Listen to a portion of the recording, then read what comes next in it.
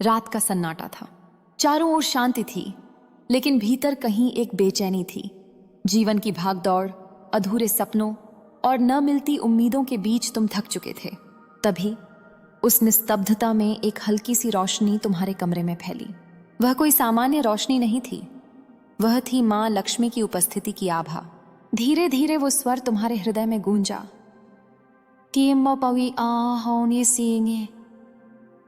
बेटा इसे अकेले में सुनो। यह कोई साधारण संदेश नहीं है। अगर तुमने आज इसे ठुकरा दिया तो कल शायद पछताना पड़ेगा। ये तुम चौंक गए, आंखें झपकाईं, लेकिन वह आभा वहीं थी।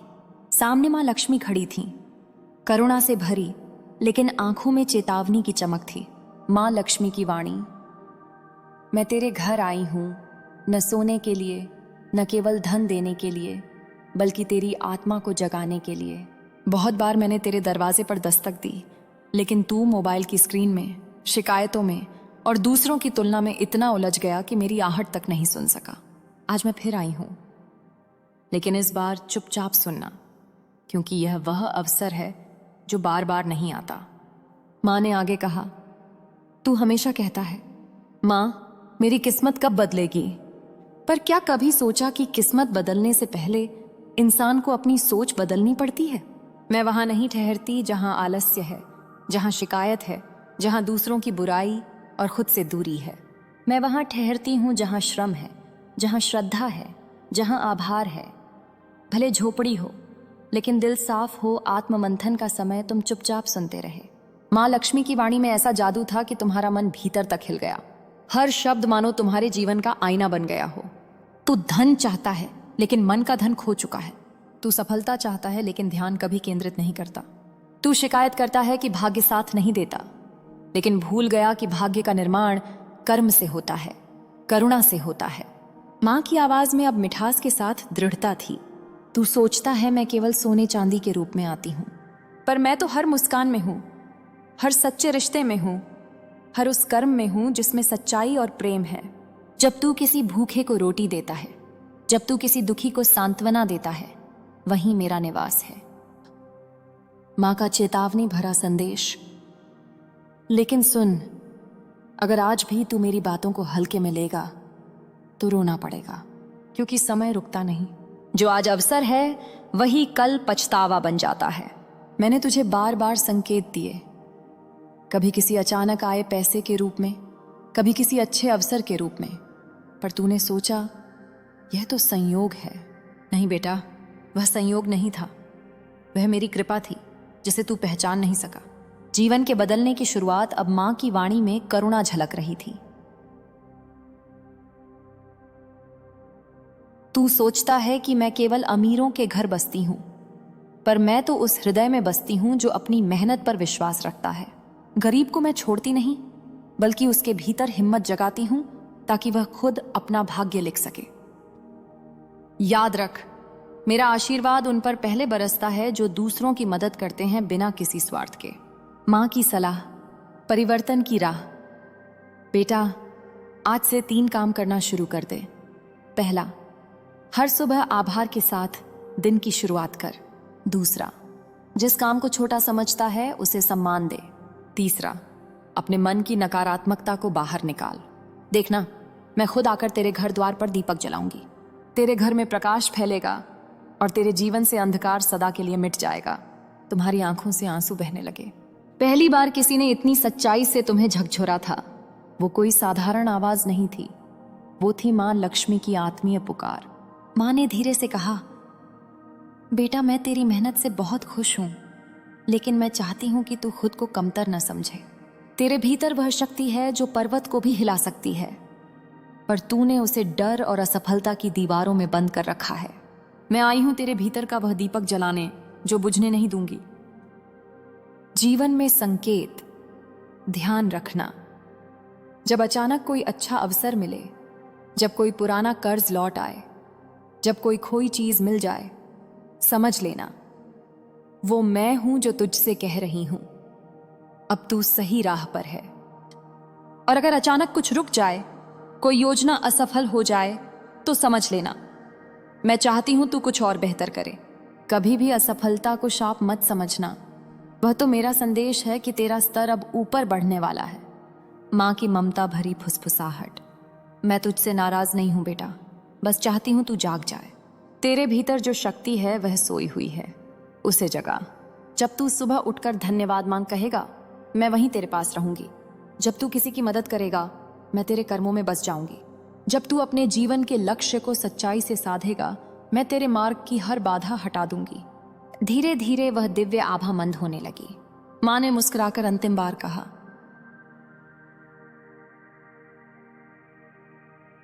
यह संदेश तूने अकेले में सुना है, अब इसे अपने जीवन में उतारना, क्योंकि अगर तूने इसे ठुकरा दिया तो याद रखना, अवसर बार बार नहीं आता। अगले 7 दिनों में मैं तुझे संकेत दूंगी। कोई शुभ समाचार, कोई अवसर या किसी पुराने अधूरे काम का पूरा होना। समझ जाना, वह मेरा वरदान है। तुमने हाथ जोड़कर प्रणाम किया। वह रोशनी धीरे धीरे गायब हो गई, पर हृदय में एक नई ऊर्जा, नई उम्मीद जल उठी थी। वह थी मां लक्ष्मी की कृपा की शुरुआत। कैसे जीवन के 7 स्तरों पर कृपा उतरती है और किन कर्मों से तुम स्थायी सुख और धन पा सकते हो। रात के उस अनुभव के बाद तुम पूरी तरह बदल चुके थे। अब हर सुबह तुम्हारा पहला शब्द धन्यवाद मां होता था। पहले जहां तुम शिकायत करते थे, अब वहां आभार था। और उसी परिवर्तन की शुरुआत से मां लक्ष्मी ने अपने 7 दिव्य चरणों का रहस्य तुम्हारे समक्ष प्रकट किया। पहला चरण, शुद्ध मन, निर्मल विचार। एक सुबह ध्यान करते हुए तुम्हें वही मधुर स्वर फिर सुनाई दिया, बेटा, पहला द्वार है मन की पवित्रता। मैं वहां नहीं ठहरती जहां द्वेष, जलन और ईर्ष्या है। जब तेरे मन से शिकायतें मिटेंगी, तभी मेरा प्रवेश होगा।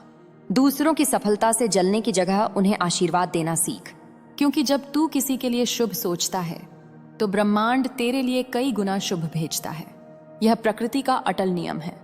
तुम्हें महसूस हुआ, सचमुच, जिस दिन से तुमने किसी की बुराई छोड़ दी, उस दिन से तुम्हारा मन हल्का होने लगा था। दूसरा चरण, कर्म का प्रकाश। मां की आवाज गूंजी, बेटा, दूसरा चरण है कर्म का प्रकाश। कोई भी माला झपने से पहले अपने कर्मों को पवित्र कर।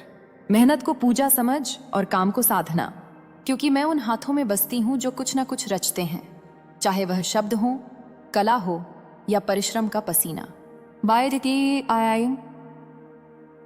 जो बिना थके कर्म करता है, वहां मैं स्वतः स्थायी रूप से बस जाती हूं।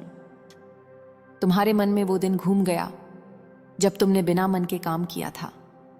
अब समझ आया कि मां की कृपा कर्म के दीपक से ही प्रज्वलित होती है। बहुत से लोग मुझसे धन मांगते हैं, पर कृतज्ञता कोई नहीं दिखाता। जब तू जो पास है उसके लिए धन्यवाद करता है तो मैं और देती हूं, लेकिन जब तू शिकायत करता है तो मैं पीछे हट जाती हूं। क्योंकि जहां शिकायत है वहां संतोष नहीं, और जहां संतोष नहीं वहां सुख टिक ही नहीं सकता। और तुम्हें याद आया, अब तुम हर छोटी चीज के लिए थैंक यू कहते हो, और सच में जीवन ने जवाब देना शुरू कर दिया था। चौथा चरण, दान और करुणा।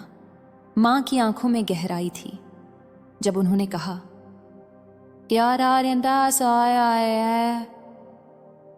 बेटा, चौथा चरण है दान।